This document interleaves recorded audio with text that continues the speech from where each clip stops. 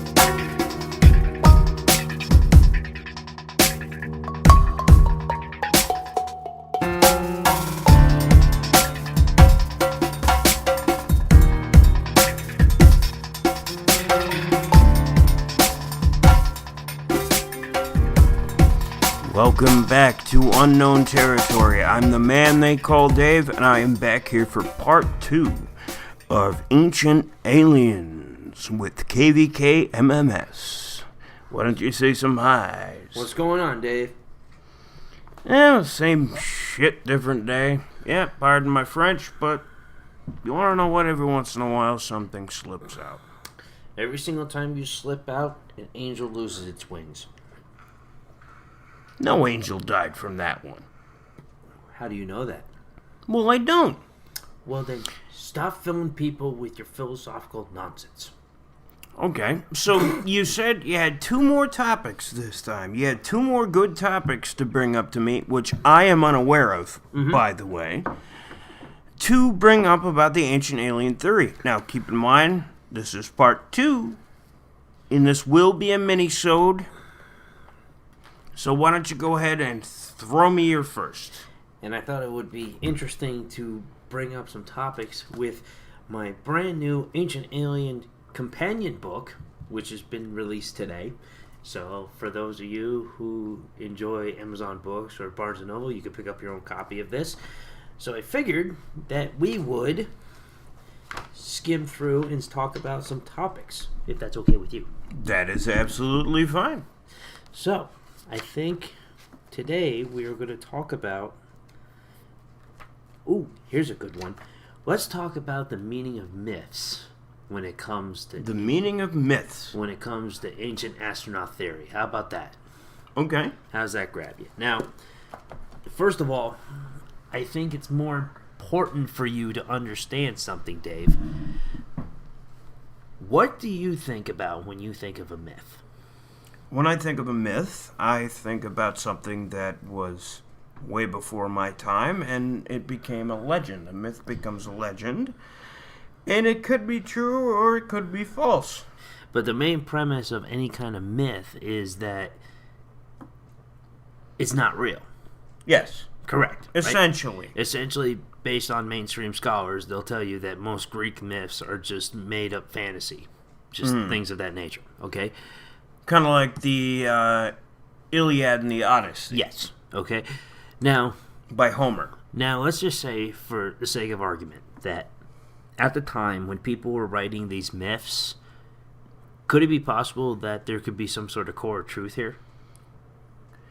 In most myths, there is a small core of truth, as you just said. There's going to be a little grain of rice of truth in something.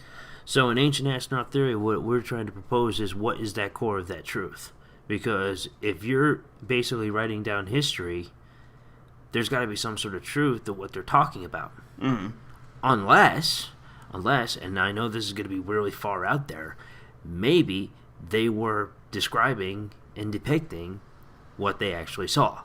Unfortunately, for the vocabulary at the time, they didn't know how to describe. Have words to They didn't know how to describe describe these things. Okay, so from that aspect, we have to look at these literary arts and some of these fables and say to ourselves, what are they really trying to interpret? Mm-hmm.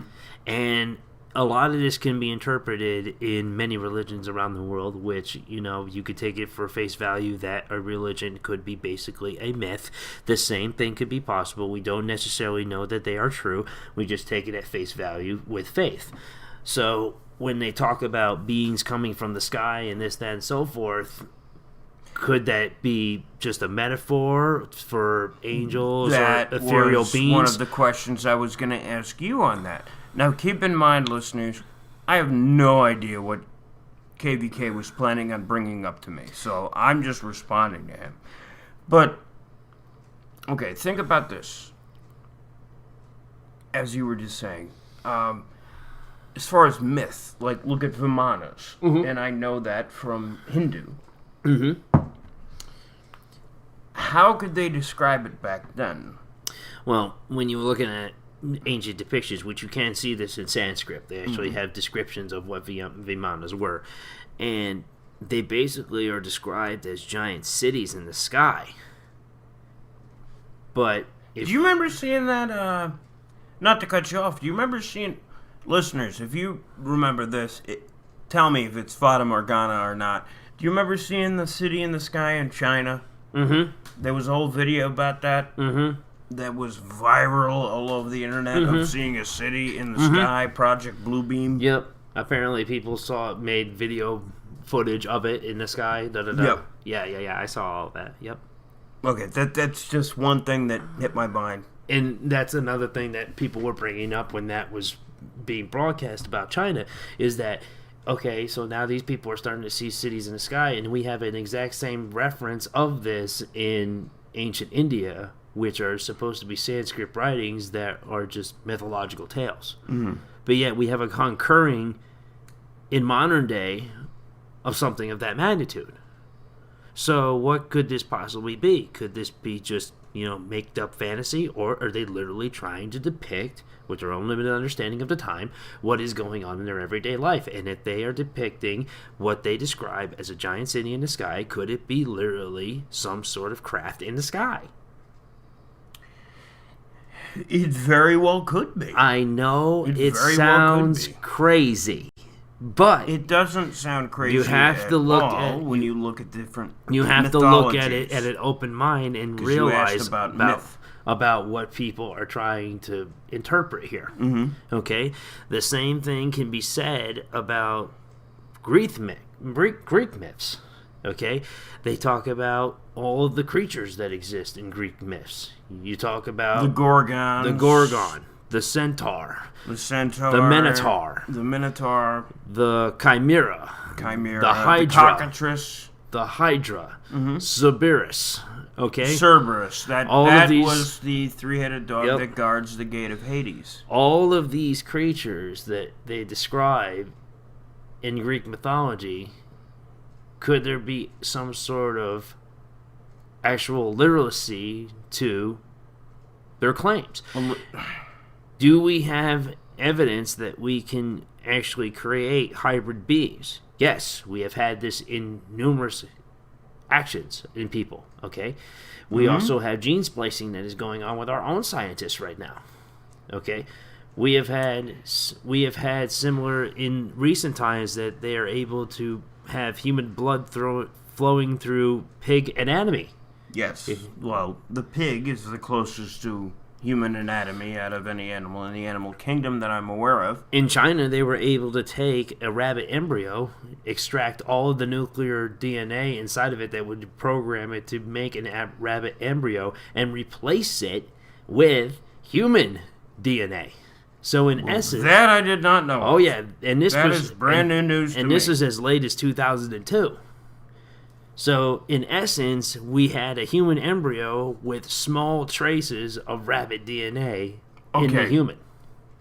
That's creepy, but let's go back to the original topic because we're getting off a little bit. But this is the reason why we have to bring these things up, is because if we are able to do that in modern time, what would make you think that the ancients couldn't have done the same thing? Or, excuse me, the ancient gods couldn't have done the same thing, but our ancient ancestors took them for what they literally were So essentially what and you're have relegated it into myth and legend. essentially what you were saying right now is kind of bridging the gap between what we said in the last mini-sode of how did modern man jump from Neanderthal to all of a sudden within a very short amount of time. And for humans, what is it? How many years have since humans? We're talking about the technological age. How quickly everything went It's about based on 3,000. our ancestors. 3,000 years. You're you'd say? looking at 3,000 BC. There was this just modern giant leap in Yep. just advancement. We went from sitting in caves, munching on bananas, to all of a sudden waking up and we're going to start building a pyramid. Mm-hmm. And it's like, I don't know about you, but that's one of what those was things that that just change. That's one of those things that just doesn't happen overnight. You know No. what I mean? If you think about it, if any land-dwelling organism came from the sea, Darwinism, we're talking about Darwinism. If any land-based animal came from the sea and then grew legs, think about it. How come we, all of a sudden from Cro-Magnon, now we have ceiling fans and we're flying jets in the sky It's one of those things. in such a short amount of time? It's one of those things that you just can't contemplate. No. And also you have to look at it from, an evolutionary background, is that when it comes to human beings, when you're born, let's put it that way. When you're born, okay? And you have to learn how to walk. You have to learn how to talk. When you go to school, you learn your ABCs, your 1, 2, 3s, this, that, and so forth. These are things that need to be learned. Okay? It's not certain things that are just done by osmosis. If that was the case, it would be instinct, like the animals do. Okay? And our instincts have been almost suppressed for a while, if you know what I mean. And it's just it boggles the mind. It does. If you really think about it, is that you literally, if you look at a human being, take a look at this for example. Okay, I thought about this the other day. Look at a human being, a baby human being, and look at a baby horse. Okay, when a baby horse is born, it immediately knows how to stand up and immediately knows how to walk. And that's basically known. I never thought of that. And that's a very, very good comparison. And even if you want to go even good analogy. You want to go even deeper, let's try a baby whale.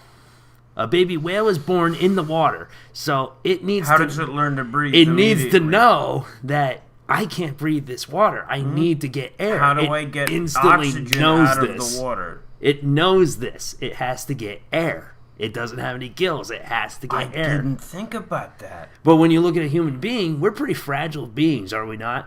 We don't really have any fur. We don't have any claws. We don't have any fangs. We can't really defend ourselves. But yet we're still the dominant species. And our parents, be that as it may, especially in modern society, unless we have some sort of a weapon, can't really defend against mass amounts of predators. No, we couldn't. So you have to say to yourself, what is going on here? This is something that's completely different, okay? But at one time, based on what our scientists have said, we used to have fur. We used to be a lot more territorial. We used to live in a jungle and this, that, and so forth. And all of a sudden, that just disappears. Almost like that. And All we right, go. I'm gonna have to put you on hold just for a minute because we're gonna be going into our one and only break. I am here with KVK. Keep in mind what you were saying. Don't forget what you're talking about. We need to go into this break, so I will be back with you guys shortly with KVK.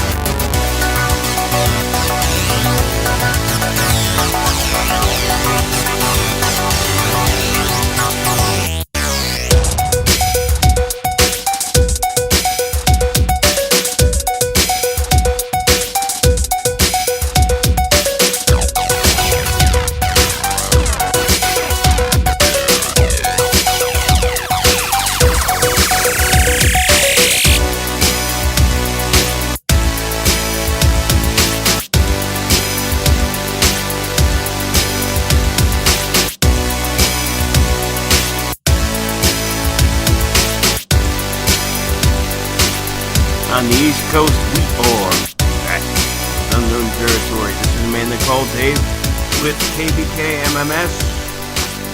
And our topic is Ancient Aliens. So why don't you take it away, good sir? Well, for the last topic of the night, I thought it would be good to venture into the world of religion. Oh, you're gonna get on the religious aspect. I know. Of it. Okay. I know, there's the hiss. Religious. Nobody. The PC doesn't want to talk about this, but we're going to talk about it today, Dave. Well, go ahead. Okay, and I think that it's important that we talk about the Ark of the Covenant. Ooh. What would the Ark of the Covenant have anything to do with the ancient alien theory? Well, first of all, with the Ark of the Covenant in that of itself, when it comes to any type of religion whatsoever, especially when it comes to Judaism and Christianity in that of itself. Well, those are two separate religions, Judaism and Christianity. But they are both predominantly believing in the Yes. Ark of the Covenant themselves. Yes. And the two of them, regardless of what you think, are an extraterrestrial religion. They base their gods based on something that's not of this planet, not of this earth. It comes from somewhere else. Oh, please get into that, because this I know nothing about. I'm interested. So Tell the listeners, too. And the reason why I say that is because even rabbis and priests will tell you that God comes from somewhere else. So there's no other term that you can use to describe this other than extraterrestrial. So in turn, Christianity and Judaism are an extraterrestrial religion, in a nutshell. Okay? Or an extra dimensional. Or either or. Depending so on how you think. when it comes to the Ark of the Covenant, we have to look I'm not saying I believe in it. We have to look at the story of the Ark of the Covenant and take it apart piece by piece. Okay, story goes is that Moses goes to Mount Sinai with the rest of the children of Israel. Goes up on the mountain. God tells Moses that he wants to have the children of Israel create an ark for him to house his 10 Commandments in. Okay, the box is pretty much is pretty much layered with wood on the inside and outside. Then it's layered with gold on the outside and the inside. Well, Okay, Wait, Can we're not done. We're not done yet. No, Hang no, on. no, Hang no. on. Hang on. I have to interrupt you now because Now you you have said to interrupt Moses building an ark. Wouldn't that have been Noah?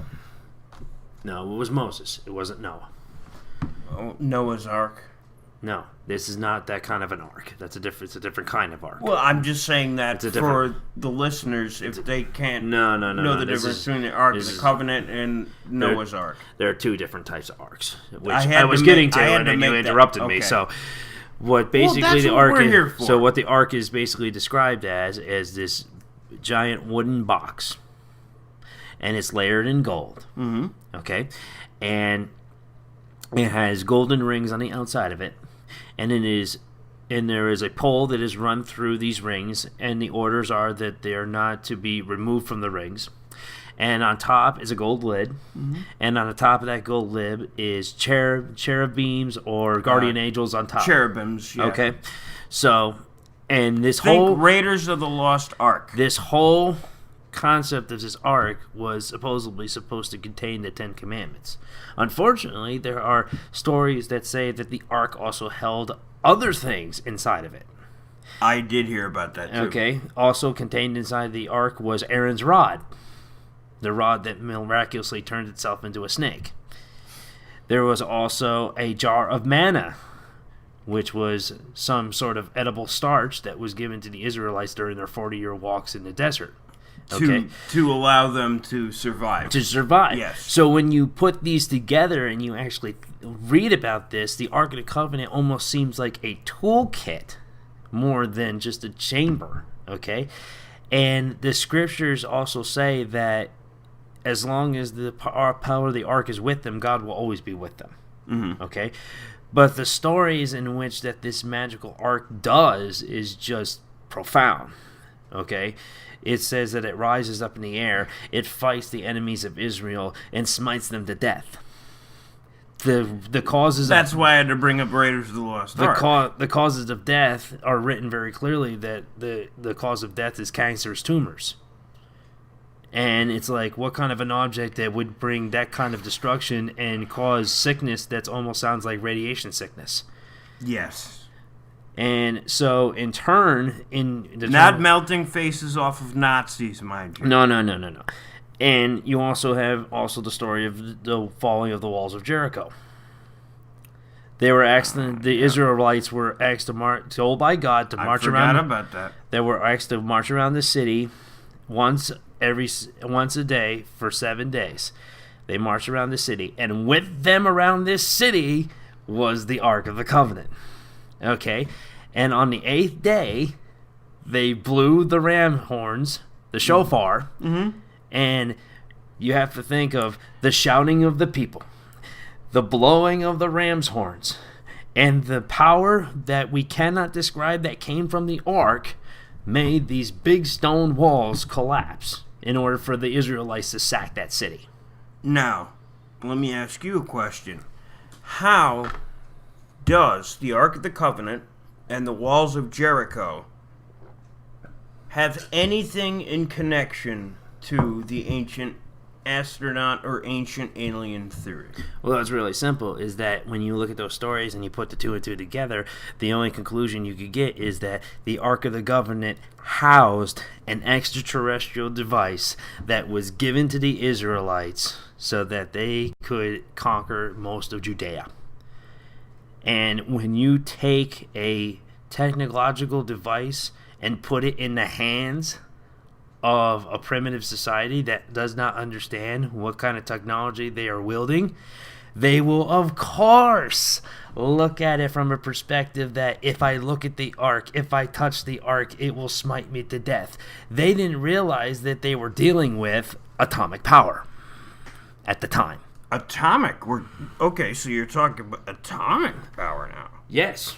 The description is very clear that anybody who comes in contact with the ark and did not know how to handle it was smitten to death. The cause of death is radiation poisoning, some sort of tumors that were infected on somebody's body, and the only thing that we could think of, and their hair started to fall out, their nails started to fall out. Common symptoms of radiation poisoning. And it would always occur when people got involved with the ark and they didn't know what they were doing. In order to be near the ark, you had to be an ordained priest. You had to wear a breastplate. You had to wear a mitre. Certain areas of the body had to be covered. The heart, the lungs, the intestines, the genital area.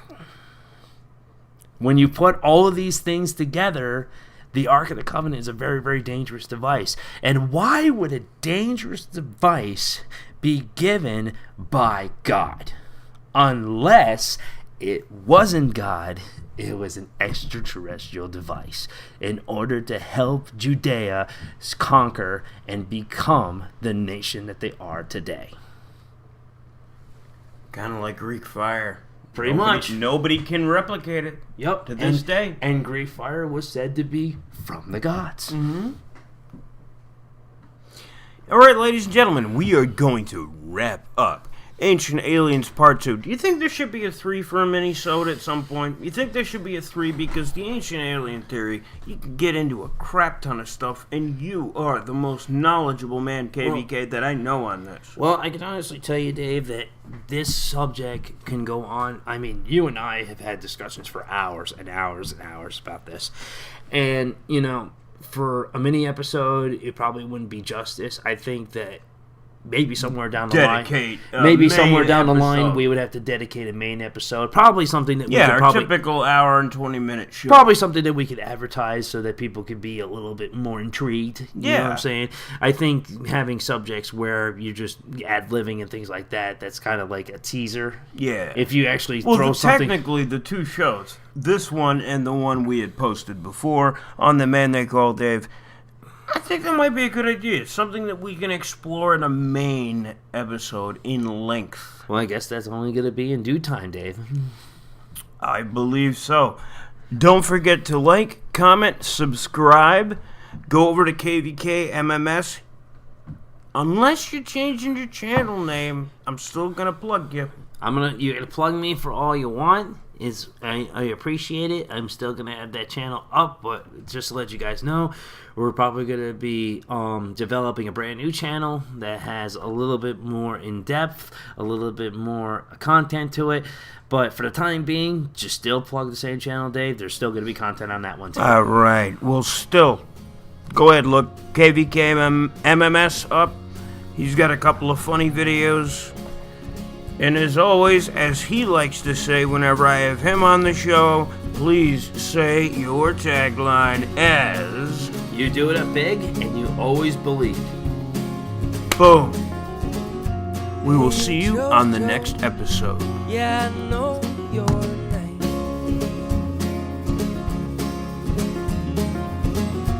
Thought I saw you jump the Utah train. But I cannot say, I cannot say. Heard you try to keep your hat on the shelf. Married a woman, went off and loved someone else. Could be as well. I cannot tell.